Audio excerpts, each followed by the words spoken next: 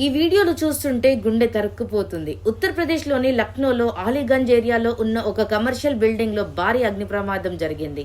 ఆ బిల్డింగ్లో coaching centre, animation training centre, library వంటివి ఉన్నాయి. అకస్మాత్తుగా మంటలు చెలరేగి క్షణాల్లో దట్టమైన పొగ మొత్తం బిల్డింగ్ని కమ్మేసింది.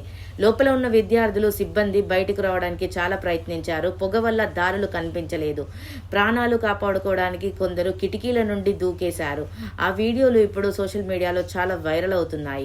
ఈ విషాదంలో కనీసం 15 మంది యువకులు ప్రాణాలు కోల్పోయారు. మరికొందరు గాయాలతో ఆసుపత్రిలో చికిత్స పొందుతున్నారు.